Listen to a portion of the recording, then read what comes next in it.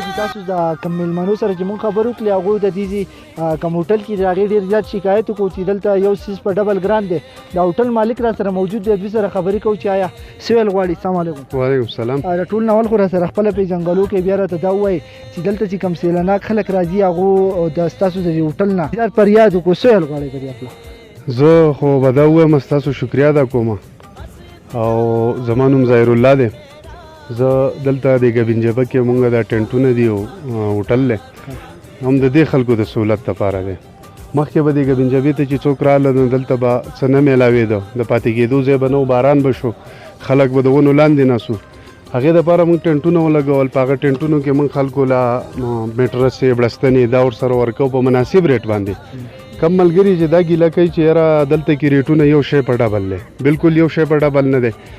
کم از کم هغه خرچه چې ده هغه به پرې راځي 15 روپۍ به هغه د عام بازار نه دلته کې خامخا ګراني. که څوک دا وایي چې یاره یو شی په ډبل دی، ما ته د داسې یو شی وښیي چې او د دې شي دا ریټ چې دی دا ډبل دی او دا دومره زیات دی. مناسب دلته دا تاسو ته پته ده چې دا په څومره اخري سر کې دا ګبینجبې دا ټاپ دی، دلته چې سامان راخېجې په هغې باندې خرچه راځي. اوس موجوده دا روډ دا حالات دی، دا په قچرو باندې موږ راخېجو نو خامخا هغه په هغې باندې خرچه راځي. بیا په دې ځای کې په دې خبره باندې خو په کار دا ده چې دلته یو شیز میلاو شي، کم یو شیز داسې وي چې هغه په ډبل ریټ باندې د هغې زه ذمهوار یم. یو شیز تاسو په خپله هغه دوکان ته م ورشئ، ریټونه مو ګورئ، یو مناسب ریټونه دي. زمونږ د ګبینجبې ریټ د کومراټ او کالام د دې ځینو نه هغه بالکل نیم په نیمه باندې کم دی، پارشي کې یا 15 روپۍ یا 10 روپۍ چې دا مناسب ریټونو باندې دغه کېږي. دویمه خبره دا ده زمونږ ملګري دا د پرس کا دي ته په 15 روپۍ یا په 10 روپۍ باندې دوی ته خفګان دی چې یاره موږ ته دا ریټ سیوا دی. نو دا خلک هم زموږ سره تعاون نه کوي. په کار دا ده دیم زموږ سره یو تعاون وکړي. دا ګبینجبه تاسو وګورئ، دا څومره ښایسته د قدرت یو ښکلي نظارې دي.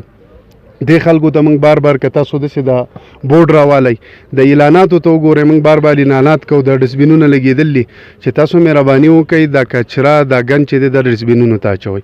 نو دا ملګري به دې ځای کې ناستي روټۍ دا چې په دې ځای وخوري نو دا به د ډسبین ته نه اچوئ، دا به په دې ځای باندې پاتې شي.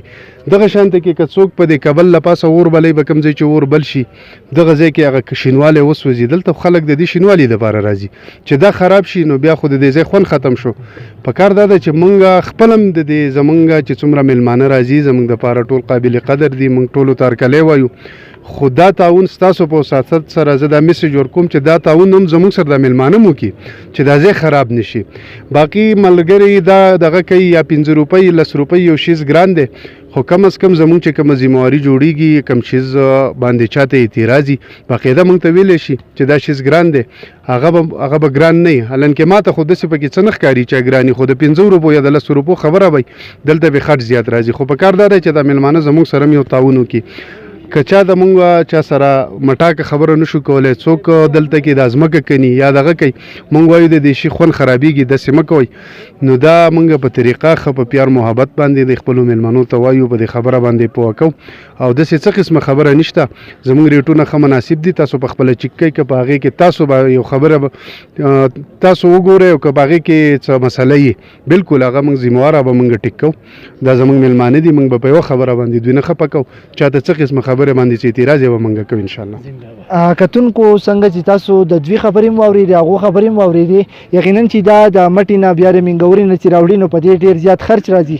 بل دا کم سیلاناک ملګري چې راځي هغو دلته ځان سره شاپرو کې سودا یو څیز بل څیز راوړي، هغو بیا هغه کچره چې دا په ځای پرېږدي نو هغوی له هم دا په کار دی چې هغو هم د صفایي خیال وساتي.